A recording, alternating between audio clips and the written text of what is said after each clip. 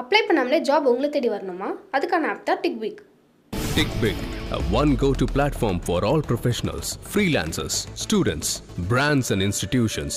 Rewrite your limits. Sign up now.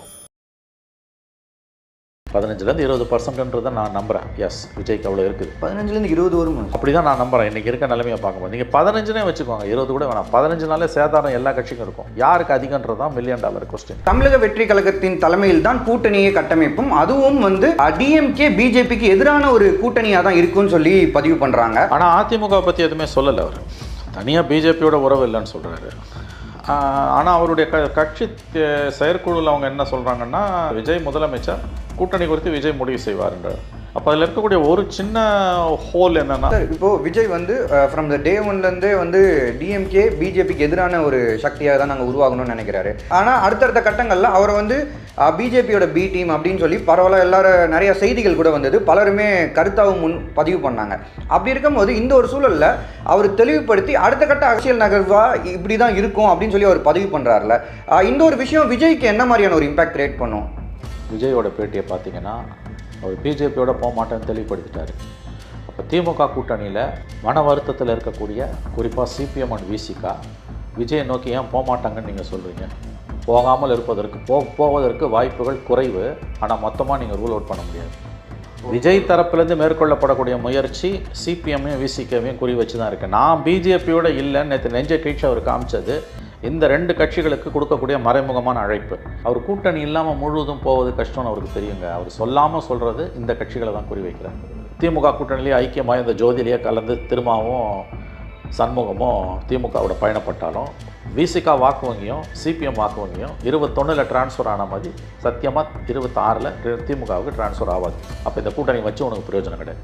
முதல்வர் பரந்தூரில் போராடக்கூடிய மக்களை போய் சந்திக்கலைன்னா, அதை கடந்து போகணும்னு நினச்சார்னா பொதுமக்களையும் பரந்தூரில் போராடக்கூடிய மக்களையுமே திரட்டி கொண்டு தலைமைச் செயலகத்தை முற்றுகையிடுவோம் அப்படின்னு சொல்லி அந்த பிரச்சனையை அவர் கையில் எடுத்தார்னா கவர்மெண்ட்டுக்கு சிக்கல் தான். விஜய் அவர்கள் ஏடிஎம்கேவோட ஸ்பேஸை எடுத்துக்கணும்னு நினைக்கிறாரா சார்? இன்கேஸ் அவர் அப்படி நினச்சார்னா அவரால் அது முடியுமா? அந்த ஸ்பேஸை நோக்கி தான் அவர் குறி வைக்கிறாருன்னு எனக்கு தோணுது. ப்ளஸ் திமுக உள்ளே இருக்க வாக்குகளையும் குறி வைக்கிறாரு. திமுக வலிமையான தலைமையின் கீழே இருக்கிறதாலையும் அதிகாரம் இருக்கிறதாலையும் திமுக வாக்குகள் திமுகவை கேப்சர் பண்ணுறது முடியாது அவருக்கு. அவர் கண்டிப்பாக ஒரு சுற்றுப்பயணம் போகணுங்க. மாநாடு கூட 2வது தான். முதல்ல மக்களை போய் அவர் சந்திக்கணும். ஆனால் அவர் போகிற இடம்லாம் அரசாங்கம் எவ்வளோ தடைக்கற்களை ஏற்படுத்த முடியுமோ தடைக்கற்களை ஏற்படுத்துகிறாங்க. ஒன்றில் ஒரு ஆர்ப்பாட்டம், திருபுவனம் இன்சிடென்ட்டுக்கு ஆர்ப்பாட்டத்துக்கு அனுமதி கேட்டால் கொடுக்க மறுக்கிறாங்க. அங்கே போய் சந்திக்க போகிறது குடும்பத்துக்கு தெரியாமல் போயிருக்காரு. தெரிஞ்சால் போலீஸை போட்டு ஏதாவது பிரச்சனையை உண்டாக்கி உள்ளே வர முடியாமல் பண்ணிவிடுவானுங்க. ஏன்னா விஜயை பார்த்து திமுக பயப்படுதுங்க. அதாங்க உண்மை.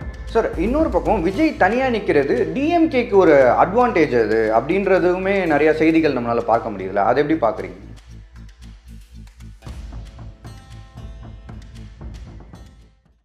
சார் வணக்கம். சார் வணக்கம்.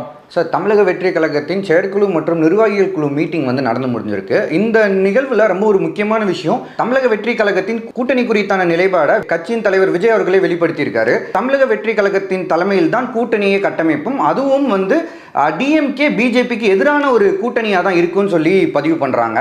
ரொம்ப தெளிவாக இதை எடுத்து வைக்கிறாங்க. இது எப்படி பார்க்குறீங்க சார்? முக்கியமான நிகழ்வு தான். பிஜேபியோட எந்த கூட்டணியும் இல்லைன்றதை தெளிவுபடுத்திட்டார்.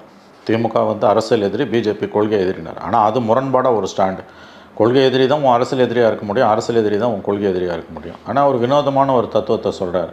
இது கடந்த ஆண்டு அக்டோபர் 27, 9 மாதத்துக்கு முன்னால் இதில் விக்கிரவாண்டியில் பேசும்போது அவர் உதிர்த்த முத்துக்களில் தான் இது முக்கியமான முத்து. கொள்கை எதிரி பிஜேபி, அரசியல் எதிரி திமுக.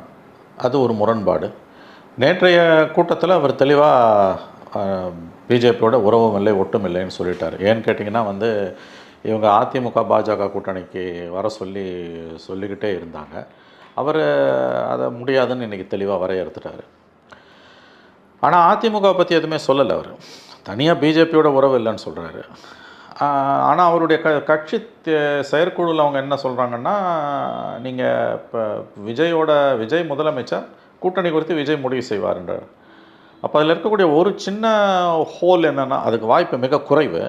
ஒருவேளை பாஜகவை விட்டு அதிமுக வெளியில் வந்துன்னா அதிமுக விஜய் கூட்டணி தாவேகா கூட்டணிக்கு வாய்ப்பு இருப்பதாகத்தான் நாம் புரிந்து கொள்ள வேண்டும்.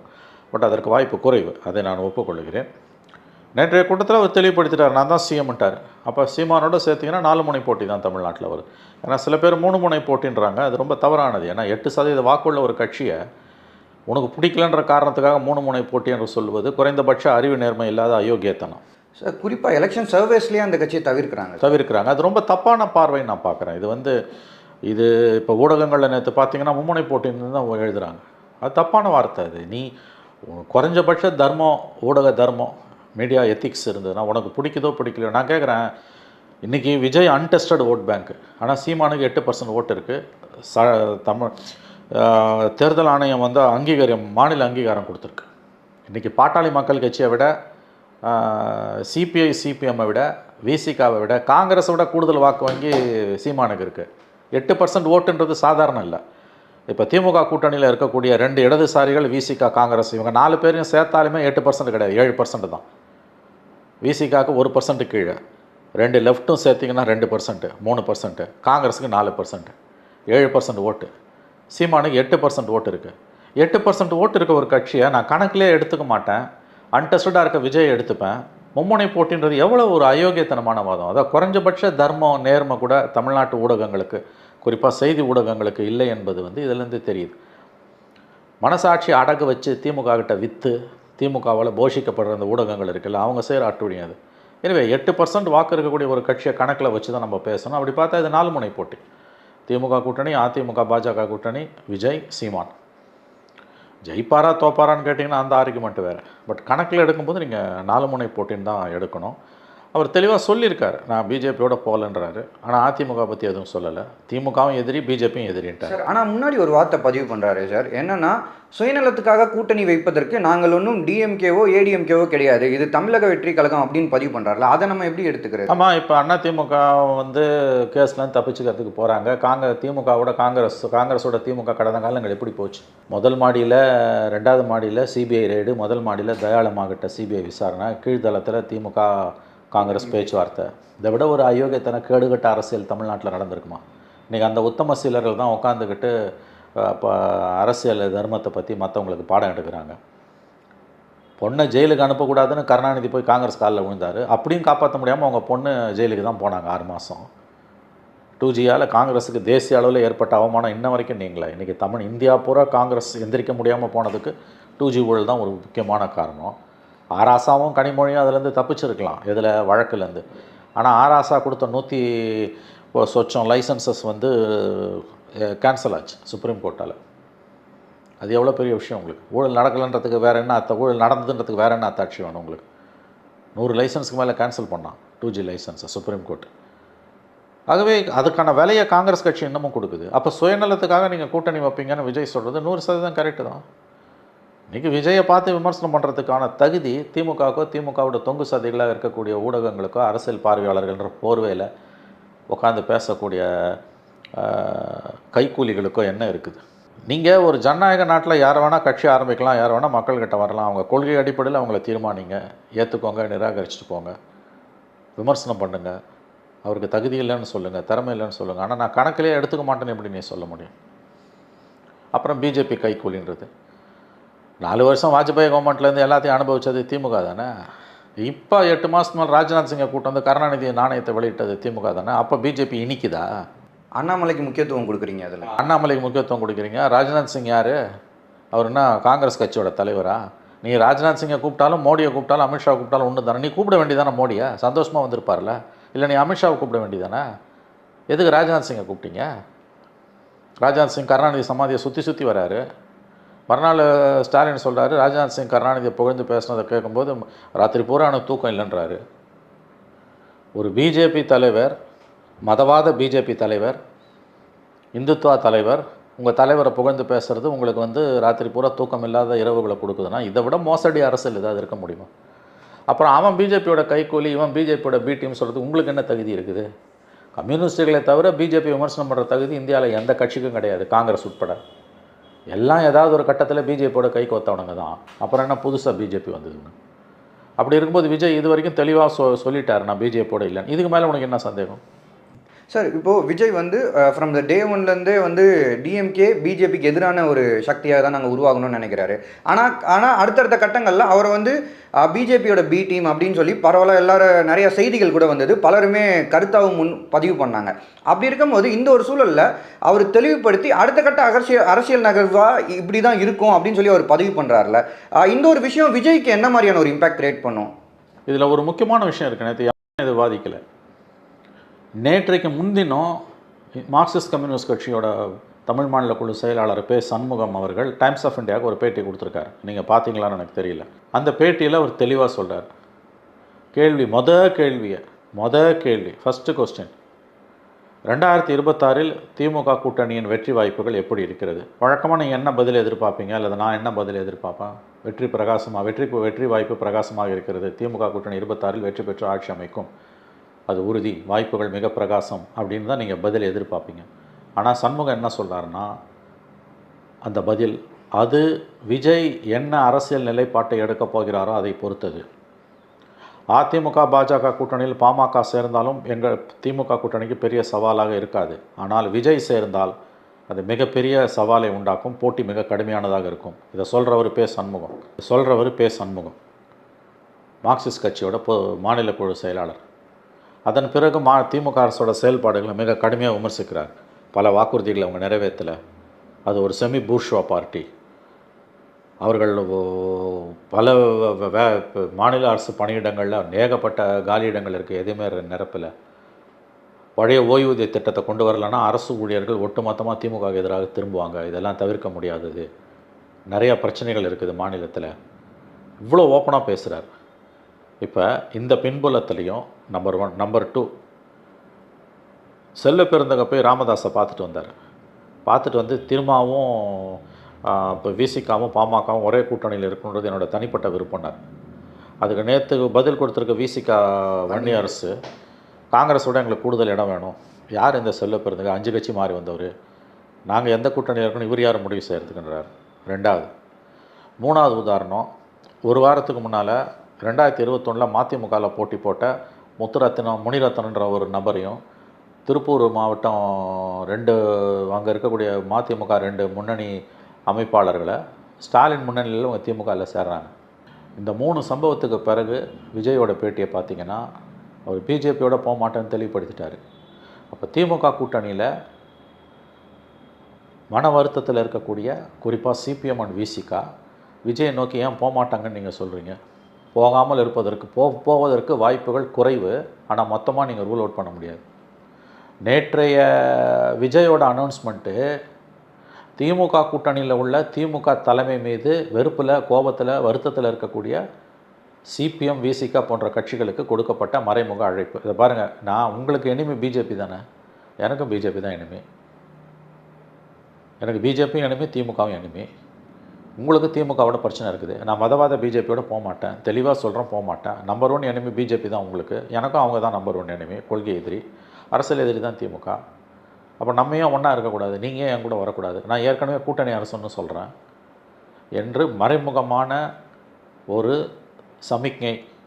சமிக்கைனா தெரியல, மறைமுகமான ஒரு இண்டிகேஷன் தான், சிம்டம் தான், மறைமுகமான அறைகூவல், இன்விடேஷன் தான் நேற்று விஜயோட அறிவிப்பை நான் பார்க்குறேன். புரியுதா நான் சொல்கிறது?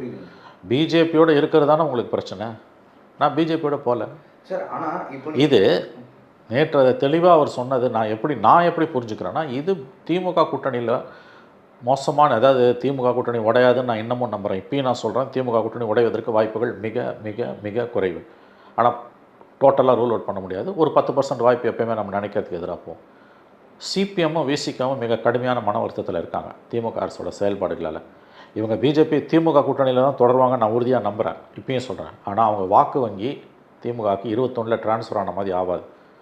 ஏகப்பட்ட தொழிலாளர் விரோத போக்குகளை திமுக அரசு மேற்கொண்டிருக்கு. தலித்துகளுக்கு எதிரான கொடுமை தலைவிரிச்சு ஆடுது.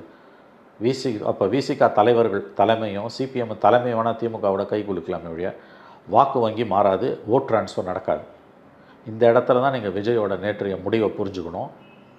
நான் பிஜேபியோட இல்லை, பிளவுவாத அரசியல்னால் தெளிவாக அவர் பேசுகிறது திமுக கூட்டணியில் மன வருத்தத்தில் இருக்கக்கூடிய கட்சிகள், குறிப்பாக இந்த 2 கட்சிகள் அவர்களுக்கு விஜய் கொடுக்கக்கூடிய அழைப்பு.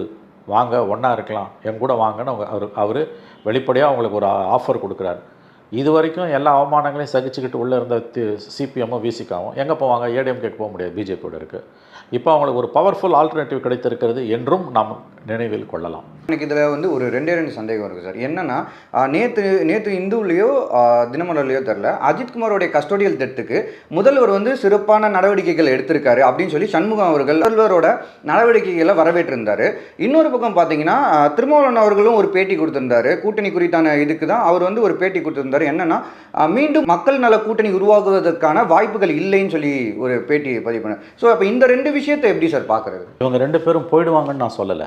ஓகே, விஜய் எப்படி நினைக்கிறாருன்னு நான் சொல்கிறேன். விஜய் தரப்புலேருந்து மேற்கொள்ளப்படக்கூடிய முயற்சி சிபிஎம்மையும் விசிகேவையும் குறி வச்சு தான் இருக்குது. நான் பிஜேபியோட இல்லைன்னு நேற்று நெஞ்ச கீழ்ச்சி அவர் காமிச்சது இந்த ரெண்டு கட்சிகளுக்கு கொடுக்கக்கூடிய மறைமுகமான அழைப்பு. நான் அதனால தான் ஆரம்பத்திலே சொன்னேன், இந்த கூட்டணி உடையாது, திமுக கூட்டணி உடையாது, அப்படியே தான் இருக்கும் தான் நான் உறுதியாக நம்புகிறேன். அன்லஸ் சம்திங் கோஸ் சம்வேர் வெரி சீரியஸ்லி ராங், பெரிய அளவில் ஏதாவது தவறு நிகழ்ந்தால் வழிய இந்த ரெண்டு கட்சிகளும் போக மாட்டாங்க. மற்ற கட்சிகள்லாம் திமுகவோட கொத்தடிமை ஆகிட்டாங்க. சிபிஐ, காங்கிரஸ், ஈவன் எம்டிஎம்கே கூட கொத்தடிமை தான். ஓரளவு சுயமரியாதையோடு இருக்க கட்சிகள், கொள்கை வழி நிற்கிற கட்சிகள் இந்த ரெண்டு தான், சிபிஎம்மும் விசிகாவும். விஜய் இவர்களுக்கு அழைப்பு விடுக்கிறார். அதுதான் நேற்றைக்கு நான் பிஜேபியோட இல்லைன்னு அவர் தான் நெஞ்ச கீழ்ச்சி காமிச்சதுக்கான அர்த்தமோ நோக்கமோ இந்த ரெண்டு கட்சிகளுக்கு மறைமுகமாக கொடுக்குற அழைப்பு. ஆனால் இவர்கள் போவார்கள் என்று நான் சொல்லவில்லை. அதற்கு வாய்ப்பு மிக மிக மிக மிக குறைவு. 10% எப்பயுமே நம்ம நினைக்கிறதுக்கு எதிராக இருக்கலாம், 90% இவங்க போக மாட்டாங்க. ஆனால் விஜயோட நோக்கம் இவர்களை குறி வச்சு தான். அப்படி தான் நம்ம இதை புரிஞ்சுக்கணும். விசிகாவோட வாக்கு வங்கி கணிசமாக செதறுண்டு கிடக்குது. தலித்துகளுக்கு எதிராக கடந்த 4 ஆண்டுகளை தமிழகத்தில் இழைக்கப்படக்கூடிய கொடுமைகள் வந்து மிக அதிகமாக இருக்குது. திராவிட மாடல் ஆட்சின்னு சொல்லிட்டு இடைநிலை சாதிகளோட அட்டகாசம் அதிகமாக இருக்குது. காவல்துறை மரணங்கள் பார்த்திங்கன்னா 24, இது 25ன்றாங்க. ஆனால் எவிடன்ஸ் கதிர் சொல்கிறார் 32வது மரணன்றார். பல கோயில்கள் வந்து தலித்துகள் உள்ளே நுழையாமல் பூட்டி விடப்பட்டிருக்கு. எப்படிங்க திராவிட மாடல் ஆட்சியில் ஒரே ஒரு கோயிலை பூட்டினா கூட உங்களுக்கு வெக்கமாக இல்லை? ஒரு பக்கம் வைக்கம் போராட்டத்தோட 100ஆண்டு விழாவுக்கு முதலமைச்சர் போகிறாரு, கேரள முதலமைச்சர் போகிறாரு, 2 பேரும் ஒன்றா கலந்துக்கிறாங்க, மகிழ்ச்சி. அதே நேரத்தில் தமிழ்நாட்டில் சில கோயில்கள் தலித்துகள் உள்ள நுழையாமல் மேல்பாதி மாதிரியான இடங்கள் பூட்டி கிடக்குது. இது எவ்வளோ பெரிய அவமானம் திராவிட மாடல் ஆட்சிக்கு.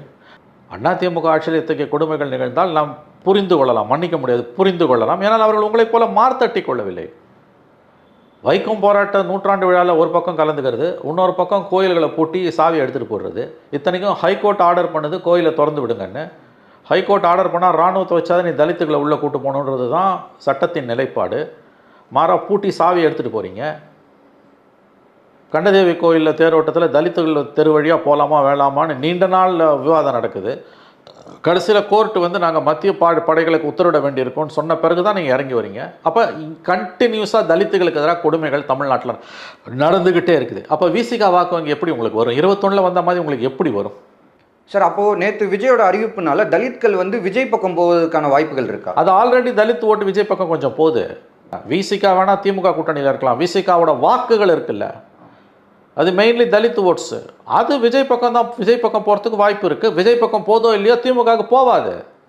நீ உன் கூட்டணி கட்சியோட கோர் ஓட் பேங்கை டிஸ்டர்ப் பண்ணுற வேலையை பண்ணினா அந்த ஓட் பேங்க் உனக்கு எப்படி வரும்? அதே மாதிரி இப்போ லெஃப்டோட ஓட் பேங்க் அது 1% கூட இருக்கட்டும், 3/4% இருக்கட்டும். சாம்சங் பிரச்சனையிலேருந்து பார்த்தீங்கன்னா ஏகப்பட்ட பிரச்சனைகள் தொழிலாளர் நலனுக்கு விரோதமாக இந்த அரசு செஞ்சுக்கிட்டு இருக்கு. அப்போ தலைவர்கள் வேணால் வந்து ஸ்டாலினோட கை குலுக்கலாம். சிபிஎம் சிபிஐயோட வாக்கு வங்கி எப்படி திமுகவுக்கு ட்ரான்ஸ்ஃபர் ஆகும்? உங்கள் ஓட் பேங்க் டிஸ்டர்ப் ஆகுதுங்க. ஓட் பேங்க் டிஸ்டர்ப் ஆகும்போது எப்படி அவன் உனக்கு ஓட்டு போடுவான்? நீ இன்னமும் வேங்க வயலில் வந்து அந்த கிராமங்களுக்குள்ளே போக முடியல. அவனே மலத்தை கலந்தான்னு சொல்கிறீங்க. 3 நாள் அவங்க அம்மாவும் அந்த பையனை அந்த தண்ணியை குடிச்சிருக்காங்க. அவன் சொல்கிறான் நானே மலத்தை கலந்தானே, நானே எங்கள் அம்மாவை அதை கொடுப்ப மாட்டேறான். ஒரு போலீஸ் கான்ஸ்டபிள்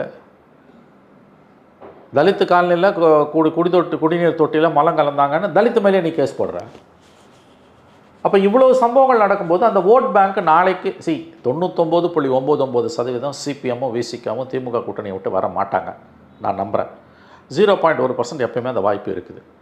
ஒருவேளை இவங்க நம்ம நினைக்கிற மாதிரி திமுக கூட்டணிலேயே ஐக்கியமாக இந்த ஜோதியிலேயே கலந்து திருமாவும் சண்முகமும் திமுகவோட பயணப்பட்டாலும் விசிகா வாக்கு வங்கியும் சிபிஎம் வாக்கு வங்கியும் 21 ட்ரான்ஸ்ஃபர் ஆன மாதிரி சத்தியமாக 26 திமுகவுக்கு ட்ரான்ஸ்ஃபர் ஆகாது. அப்போ இந்த கூட்டணி வச்சு உனக்கு பிரயோஜனம் கிடையாது.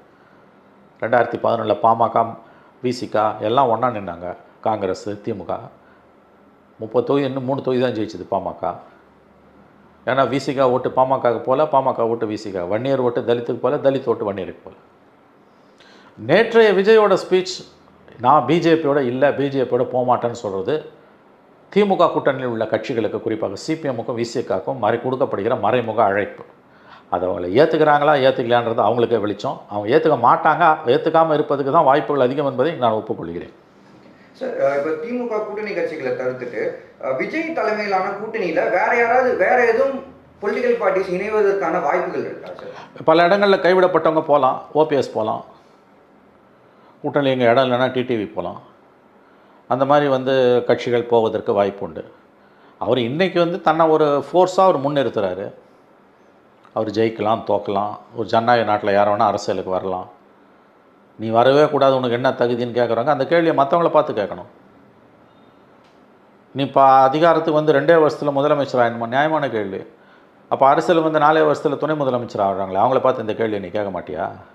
உனக்கு அந்த கேள்வியை கேட்க தைரியம் இருந்தனா நீ விஜயை பார்த்து கேட்கலாம். அப்போ ஆளுக்கேற்ற நியாயம் தானே உனக்கு?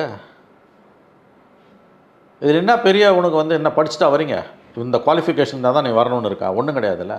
அது உன் திறமையை பொறுத்தது, உன் குடும்ப அந்தஸ்தை பொறுத்தது, உன் பிறப்பை பொறுத்தது இல்லையா? பிறப்பால் உங்களுக்கு நியாயம் கிடச்சதுன்னா அது உங்களுக்கு திராவிட மாடல். இன்னொருத்தனுக்கு கிடச்சுன்னா சனாதனமா? என்னங்கடா உங்கள் நியாயம் இல்லையா? உங்களுக்கு கிடைக்குதுன்னா அது திராவிட மாடல் இல்லையா? எந்த விதத்திலையும் நியாயப்படுத்த முடியாத பதவிகளை நீங்கள் அனுபவிக்கிறீங்க அரசியலுக்கு 3 வருஷத்தில். கேட்டால் அது திராவிட மாடல்.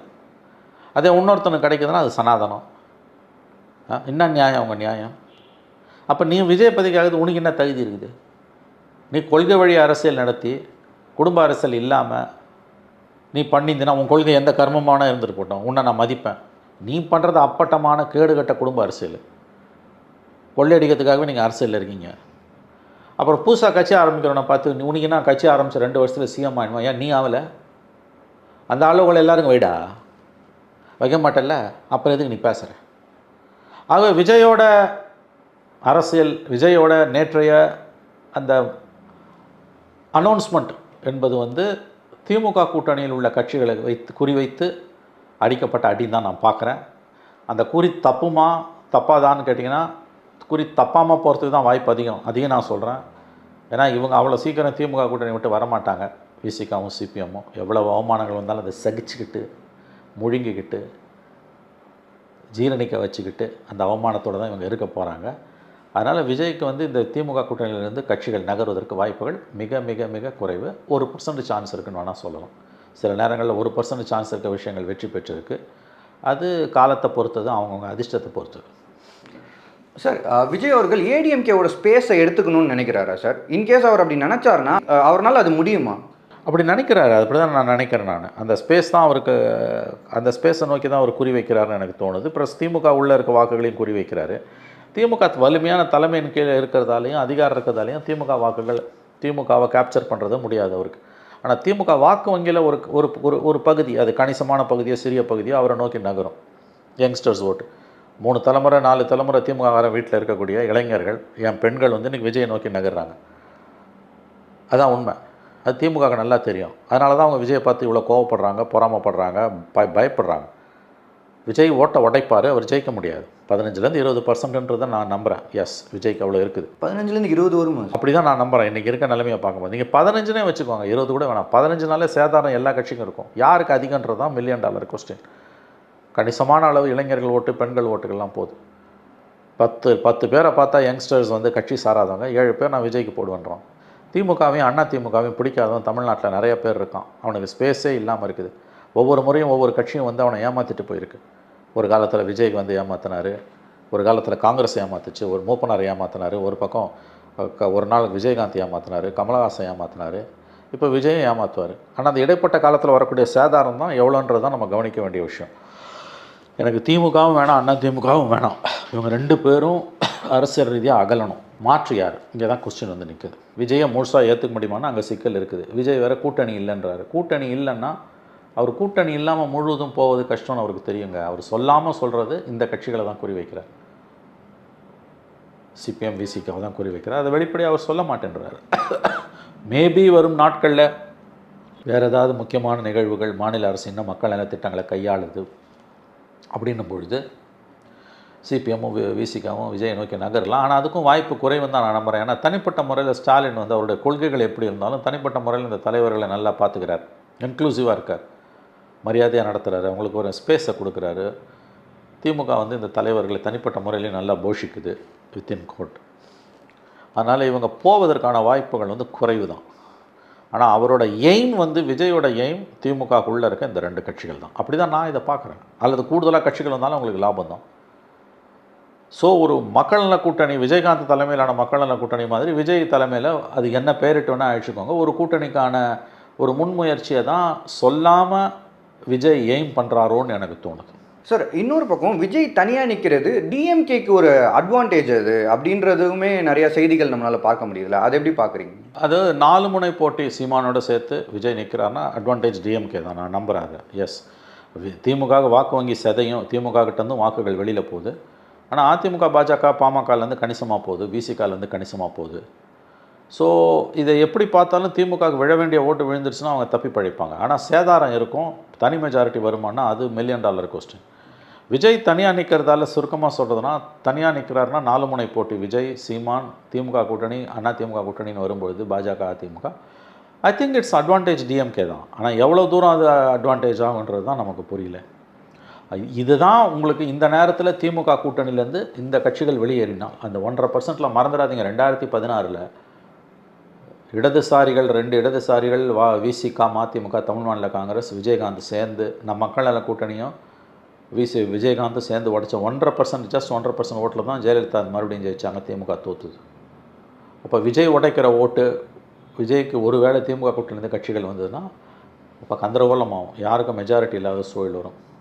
ஆனால் இது இன்னும் ஃப்ராக்மெண்டடாக போய் திமுக பெரிய தவறுகள் எதுவும் பண்ணாமல் தக்க வச்சுக்கிச்சுன்னா அட்வான்டேஜ் டிஎம்கே தான். விஜய் தனியாக, சீமான் தனியாக, அதிமுக பாஜக கூட்டணி, அதில் குட்டி கட்சிகள் பாமக எல்லாம் சேர்ந்து, இன்னொரு பக்கம் திமுகவோட இப்போதைய கூட்டணி 2 இடதுசாரிகள், காங்கிரஸ், எல்லாம் மதிமுக எல்லாம் ஒன்றா நின்னாங்கன்னா திமுக கூட்டணிக்கான வெற்றி வாய்ப்பு தான். கூடுதலான வாய்ப்புகள், அடிஷ்னல் அட்வான்டேஜ், கூடுதல் சாத்தியக்கூறுகள் திமுக கூட்டணிக்கு தான். அதில் சந்தேகம் இல்லை. ஐ அக்ரி, எஸ், அதில் there is no doubt. Provided DMK alliance வந்து கட்சிங்க வெளியேறிச்சுன்னா அப்போ சிக்கல். விஜய் ப்ளஸ் சீமான் கூட்டணி இணைவதற்கான வாய்ப்புகள் அந்த மாதிரி ஏதாவது ஒரு இது வாய்ப்பு இல்லைங்க, எனக்கு தெரிஞ்ச வாய்ப்பு குறைவுங்க. ஏன்னா அப்படி இப்போ இணைஞ்சாலும் அந்த ஓட்டு எப்படி ட்ரான்ஸ்ஃபர் ஆகும் நமக்கு தெரியல. சீமான் விஜய்க்கான கூட்டணி மிக மிக குறைவுன்னு தான் எனக்கு தோணுது. ஏன்னா அது ஒரு வரையில் 2 கத்தி இருக்க முடியாது. இவங்க 2 பேரோட ஆளுமையும் பொருந்தி வராது, அந்த ஜெல் ஆகாது, அலையன்ஸ் ஜெல் ஆகாது. அதற்கு வாய்ப்புகள் குறைவு. விஜய் திமுக கூட்டணியிலேருந்து சிபிஎம் விசிக்கெல்லாம் வரலன்னா விஜய் கூட ஒருவேளை ஓபிஎஸ் அவங்க அகாமடேட் பண்ணலன்னா ஓபிஎஸ் போய் சேரலாம். பெரிய அளவில் அது ஒன்றும் மாற்றத்தை கொடுக்காது உங்களுக்கு வந்து. ஏன் சார் ஓபிஎஸ் இருந்தால் சவுத் சைடு எதுவும் வாய்ப்பு? அப்படிலாம் மொத்தமாக நீங்கள் சொல்லிட முடியாதுங்க அசம்பிளி எலெக்ஷனில், அதுதான் அதில் இருக்கக்கூடிய சிக்கல். ஸோ அப்படி இல்லைன்னா விஜயோட தோல்வி உறுதி, அதில் எந்த சந்தேகமும் இல்லை. Most likely Vijay will be defeated. இந்த 26 அவருக்கான தேர்தல் இல்லை. நான் ஒரு உடைக்கிற ஓட்டால் யாருக்கு லாபன்றது தான் $1 மில்லியன் கொஸ்டின். இந்த செயற்குழு கூட்டத்தில் அவர் பரந்தூர் விஷயத்தை கையில் எடுத்திருக்காரு. ரொம்ப தீவிரமான விஷயங்கள் அது குறித்து பேசினார். குறிப்பாக அவர் என்ன சொல்கிறாருன்னா, விமான நிலையம் பரந்தூரில் வரணும் அப்படின்னு சொல்லி திமுக தான் பரிந்துரைத்திருக்காங்க சென்ட்ரல் கவர்மெண்ட்டுக்கு. அது மட்டும் இல்லாமல் இந்த ஏவியேஷன் எக்ஸ்பர்ட்ஸே என்ன சொல்கிறாங்கன்னா, Parandur is not fit for airport அப்படின்னு சொல்கிறாங்க. பைலட்ஸ் தரப்புல இருந்து ஃப்ளைட்டை லேண்ட் பண்ணுறதே ரொம்ப ஒரு காம்ப்ளிகேட்டடான ஒரு விஷயமா இருக்கும் இந்த இடத்துல ஏர்போர்ட் வந்தா அப்படின்னு சொல்கிறாங்க. அது மட்டும் இல்லாமல் இன்னொரு விஷயம் அதில் ரொம்ப முக்கியமாக பார்க்கப்படுறது என்னன்னா, முதல்வர் பரந்தூரில் போராடக்கூடிய மக்களை போய் சந்திக்கலைன்னா அதை கடந்து போகணும்னு நினைச்சாருன்னா பொதுமக்களையும் பரந்தூரில் போராடக்கூடிய மக்களையுமே திரட்டி கொண்டு தலைமைச் செயலகத்தை முற்றுகையிடுவோம் அப்படின்னு சொல்லி இந்த ஒரு விஷயத்தை எப்படி பார்க்குறோம்? அதை சரியாக ஒரு இஷ்யூ கையில் எடுத்திருக்காரு. பரந்தூர் விஷயத்தில் அவர் சொல்கிறது 100% நியாயம். ஒன்று விளைநிலங்கள் அழிக்கப்படுகின்றன. அவர் இன்னொன்று சொல்கிறார், நான் வளர்ச்சிக்கு எதிரானவன் அல்லன்றார். வேறு இடத்துல கட்டுங்க ஏர்போர்ட்டுன்றார். ஆக்சுவலாக வேறு இடங்கள் இருக்கின்றன. குறிப்பாக அந்த இடத்த ஏன் தேர்ந்தெடுத்தாங்கன்னு தெரியல. விளைநிலங்கள் இருக்கக்கூடிய ஃபெர்டைல் லேண்ட் அது. ஏற்கனவே 2015 சென்னை ஃப்ளட்ஸுக்கு நம்ம பல காரணங்களை தேடும்போது நீர்நிலைகள் அழிக்கப்பட்டதுதான் சொல்கிறோம். பரந்தூர் விமான நிலையம் வந்ததுன்னா கண்டிப்பாக வந்து சென்னைக்கு இப்போ 2015 மாதிரி சென்னை பெருமழை வெள்ளம் வந்ததுன்னா சென்னை மாநகரம் மூழ்கும் அல்லது மிதக்கும். அவர் வந்து வேறு இடத்துல கட்டுன்னு தான் சொல்கிறாரே ஒழிய இந்த இந்த இந்த பரந்தூரில் விமான நிலையமே வேணான்னு சொல்லலை. ரெண்டாவது அங்கே வந்து நூற்றுக்கணக்கான விவசாய குடும்பங்கள் பாதிக்கப்படுகின்றன. ஒன்று அது. ரெண்டாவது சுற்றுப்புற சூழல் பகுதியில் இப்போ திமுக கூட்டணியை சப்போர்ட் பண்ணக்கூடிய, திமுகவுடைய தோழமையாகவே எப்போதும் இருக்கக்கூடிய திமுகவோட சுற்றுப்புற சூழல் அணியில் கூட வந்து முக்கிய பொறுப்பில் இருக்கக்கூடிய பூவுலகின் நண்பர்களை இதை எதிர்க்கிறாங்க. இத்தனைக்கும் இந்த கவர்மெண்ட்டுக்கு நெருக்கமானவங்க, ஸ்டாலின் கவர்மெண்ட்டுக்கு நெருக்கமானவர்களாக அறியப்படுகிற பூவுலகின் நண்பர்கள் பரந்தூர் விமான நிலைய பிளானை எதிர்க்கிறாங்க. ஏன்னா அது உண்மையிலேயே வந்து சுற்றுப்புற சூழல் ஆபத்து. ஆனால் அதை வந்து திமுக கவர்மெண்ட்டு கண்டுக்காமல் போயிட்டே இருக்காங்க.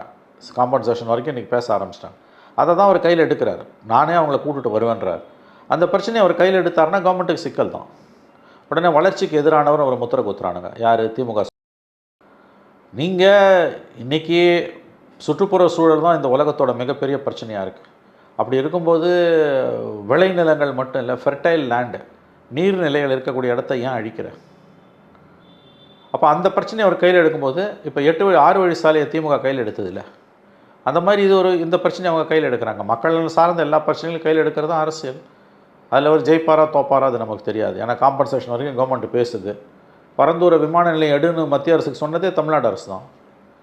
பல பொருளாதார கொள்கையில் மோடி கவர்மெண்ட்டுக்கும் பிஜேபிக்கும் திமுக என்ன வித்தியாசம்? ஒரு வித்தியாசமும் கிடையாது. மதவாதன்ற ஆஸ்பெக்டில் எஸ் வித்தியாசம். அவங்க இந்துத்துவ சொல்கிறாங்க, இவங்க செக்குலர் பார்ட்டியாக இருக்காங்க திமுக, அது உண்மை. அதை தாண்டி நீங்கள் பொருளாதார விஷயங்கள்லாம் பார்த்தீங்கன்னா மோடிக்கும் ஸ்டாலினுக்கும் எந்த வித்தியாசமும் கிடையாது. அவங்களும் போராடுற மக்கள், அவங்களோட மோசமாக இவங்க பண்ணாங்க. போராடுற மக்கள் மேலே, விவசாயிகள் மேலே குண்டாஸ் போட்ட முதல் கவர்மெண்ட் இதுதான். மோடி கூட செய்யாத அட்டுழியாது மேல்மால. உங்களுக்கு அது குறிப்பாக அருள் ஒரு குண்டாஸ் போட்டாங்க. ஒரு விவசாயி மேலே குண்டாஸை சென்ட்ரல் கவர்மெண்ட் கூட மோடி கவர்மெண்ட் கூட போட்டது இல்லைங்க. அத்தகைய ஜனநாயக பாதுகாவலர்கள் இவங்க. அது யங்ஸ்டர், அவர் படிச்சுட்டு விவசாயம் படிச்சுட்டு வந்த ஒரு மனிதரை அரெஸ்ட் பண்ணி உள்ளே போடு. குண்டாஸ் எப்படி போடுவேன்? அவங்க 6 வழி சாலையை இவனுங்க எதிர்த்துட்டு இப்போ 8 வழி சாலைன்றாங்க. 8 வழி சாலையை எடுத்துட்டு இப்போ 6 வழி சாலையா? அது இல்லாமல் அருளை வந்து இவங்க மேடையில் உட்கார வச்சாங்க. இவங்க போராட்டம், இவங்க 2020 யார் கூட வேணால் எலெக்ஷன் டைமில் சேர்ந்துக்கலாம், என்ன வேணால் வாக்குறுதி கொடுக்கலாம். பதவி வந்த பிறகு காத்தோட போச்சு. எல்லாம் காத்தோட போச்சு. சகலமும் காத்தோட போச்சு. நிறைவேறாத வாக்குறுதிகள். அதே அருளை வந்து தூக்கி இவங்க மேடையில் 2020 உட்கார வச்சாங்க. அப்புறம் இவங்களே போச்சு குண்டாஸில் போடுறாங்க. இந்த கேலி கூத்து எந்த மாநிலத்திலேயே நடக்குமா? அவன் போடலங்க, மோடி போடல. பஞ்சமாக பாதங்களை பண்ணுற மோடி கவர்மெண்ட் பண்ணல, திமுக கவர்மெண்ட் பண்ணிச்சு. எதை பற்றியும் எங்களுக்கு கவலை இல்லை. எதிர்கட்சி கிடையாது. மீடியா எங்கள் காலடியில் கொத்தடிமையாக உட்காந்துருக்கு. மோடி கவர்மெண்ட் இதிலெல்லாம் தலையிடாது, நாங்கள் வச்சதான் சட்டம்ன்ற தோனியில் இந்த கவர்மெண்ட் வந்து மூக்கநாங்கர் இல்லாத மாடு ஓடுற மாதிரி எந்த விதமான கட்டுப்பாடும் இல்லாமல் இந்த கவர்மெண்ட் ஓடிக்கிட்டு இருக்குது. மக்கள் தான் இதுக்கு முடிவு கட்டுவாங்க. சார், அதே இதில் வந்து செப்டம்பர் மாதம் வந்து அரசியல் சுற்றுப்பயணம் மேற்கொள்கிறாரு. அதுக்கு முன்னாடி வந்து மாநாடுமே ஏதோ திருச்சி ஆர் மதுரையில் பிளான் பண்ணிட்டு வராங்க அப்படின்னு சொல்கிறாங்களே, அதை எப்படி பார்க்குறீங்க? அவர் கண்டிப்பாக ஒரு சுற்றுப்பயணம் போகணுங்க. மாநாடு கூட 2வது தான். முதல்ல மக்களை போய் அவர் சந்திக்கணும். ஆனால் அவர் போகிற இடம்லாம் அரசாங்கம் எவ்வளோ தடைக்கற்களை ஏற்படுத்த முடியுமோ தடைக்கற்களை ஏற்படுத்துகிறாங்க. ஒன்றில் ஒரு ஆர்ப்பாட்டம், திருபுவனம் இன்சிடென்ட்டுக்கு ஆர்ப்பாட்டத்துக்கு அனுமதி கேட்டால் கொடுக்க மறுக்கிறாங்க. அங்கே போய் சந்திக்க போகிறது குடும்பத்துக்கு தெரியாமல் போயிருக்காரு. தெரிஞ்சால் போலீஸை போட்டு ஏதாவது பிரச்சனையை உண்டாக்கி உள்ளே வர முடியாமல் பண்ணிவிடுவானுங்க. ஏன்னா விஜயை பார்த்து திமுக பயப்படுதுங்க. அதாங்க உண்மை. அவங்களோட ஒவ்வொரு நடவடிக்கையும், விஜயோட ஒவ்வொரு நடவடிக்கையும் திமுகவுக்கு கிலியை ஏற்படுத்து. ஒன்றுமே இல்லை, பரந்தூருக்கு போய் வேனில் நின்று பேசினார். அடுத்து வேங்கவேல் போகிறாருன்னு ஸ்மெல் பண்ணிவிட்டு வேங்கவேலை பற்றியும் பேசிட்டார். இன்றைக்கி உடனே 1.5 வருஷமாக போடாத சார்ஜ் ஷீட்டை போடுறாரு. அவர் ஒரு இடத்துல போய் ரோட் ஷோ பண்ணால் அடுத்த நாள் நீங்களும் போய் ரோட் ஷோ பண்ணுறீங்க. ஸோ விஜயை பார்த்து இவங்க பயப்படுறாங்க, திமுக அஞ்சுகிறது என்பது 100% உண்மை. இப்போ அவருக்கு எங்கேயுமே அனுமதி மறுக்கப்படுது. கூட்டம் போனால் அனுமதி இல்லை, நடந்து போனால் அனுமதி இல்லை, எதுக்குமே அனுமதி கிடையாது. அப்போ இது வந்து ஒரு கட்டத்தில் வெடித்து சதரும், பஸ்ட் ஆகும். கண்டிப்பாக பஸ்ட் ஆகும். இப்போ கிராமமாக அவர் போகிறாருன்னா இவங்க நடுங்குவாங்க, கொலை நடுங்கும் இவங்களுக்கு. ஏன்னு கேட்டிங்கன்னா, அவர் நேரடியாக களத்துக்கு போகும்போது ஒப்பீடு வந்து விஜய் வர்சஸ் ஸ்டாலின்னு போகாமல் விஜய் வர்சஸ் உதயநிதினு போகுது. அது திமுக டிஸ்அட்வான்டேஜ் ஆகுது. விஜய்க்கும் ஸ்டாலினுக்கும் போட்டி வச்சிங்கன்னா ஸ்டாலின் ஜெயிச்சிருவார் அவரோட அனுபவத்தால். ஆனால் இன்றைக்கி விஜய்க்கும் உதயநிதிக்கும் வச்சிங்கன்னா விஜய் ஜெயிக்கிறதுக்கு வாய்ப்பு அதிகம். அதாவது சேதாரத்தை அவர் அதிகமாக ஏற்படுத்துவார் திமுகவுக்கு. அவர் ஜெயிக்க மாட்டார், அப்பயும் ஜெயிக்க மாட்டார் நான் சொல்கிறேன். ஆனால் அவரால் பெரிய அளவில் சேதாரத்தை திமுகவுக்கு ஏற்படுத்த முடியும்.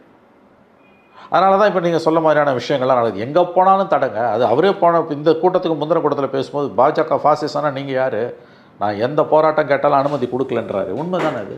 எதுக்குமே அனுமதி கொடுக்கலன்னா அப்புறம் என்ன? இந்த திருபுவனத்தில் இந்த பையன் ஃபேமிலிக்கு போகும்போது சொல்லிட்டு போனால் பிரச்சனை பண்ணுவானுங்கன்னு ரகசியமாக போய் அங்கே பைக்கில் போயிட்டு உட்காந்துட்டு போய் பார்த்துட்டு வந்திருக்காரு. ரைட் ராயில் போக வேண்டியவருக்கு எதுக்கு இந்த தடுமாற்றம்? அது காரணம் யார்? இப்போ இந்த செப்டம்பர்லேருந்து பாத யாத்திரை ஊர் ஊராக போகிறோன்னா அது எவ்வளோ தடை ஏற்படுத்த முடியுமோ ஏற்படுத்துவானுங்க, போகக்கூடாதுன்னு. ஆனால் இதை மீறி தான் வளரணும். அவருக்கும் இமேஜினேஷன் வேணுங்க. திமுக தன்னை பார்த்து 5 நடுங்குதுன்றது அவருக்கு தெரியும். அதை மீறி எப்படி வந்து அச்சத்தில் இருக்கக்கூடிய ஒருத்தனை எப்படி ஹேண்டில் பண்ணணும்னு சில வழிமுறைகள் இருக்குது. அதை செய்யணும். அதை அவர் செய்யலைன்னா மலையில் போய் முடுற மாதிரி தான் ஆகிடும். எப்படியும் அவருடைய நேற்றைய ஸ்பீச்சை நான் என்ன பார்க்குறேன்னா, திமுக கூட்டணியில் உள்ள கட்சிகள் குறிப்பாக சிபிஎம் விசிகாவுக்கு அவர் கொடுத்த மறைமுக அழைப்பு, லுக் நான் பிஜேபியோட இல்லை, வாங்க நம்ம இணைந்து செயல்படலாம். இதுதான் நேற்றைய ஸ்பீச், விஜய் ஸ்பீச்சோட டேக்அவே நான் பார்க்குறேன். மற்றவங்க எப்படி பார்க்குறாங்கன்னு எனக்கு தெரியாது. சார் நிறைய முக்கியமான விஷயங்களோட ஷேர் பண்ணிங்க சார். நேரம் ஒதுக்குனதுக்கு நன்றி. நன்றி சார், நன்றி.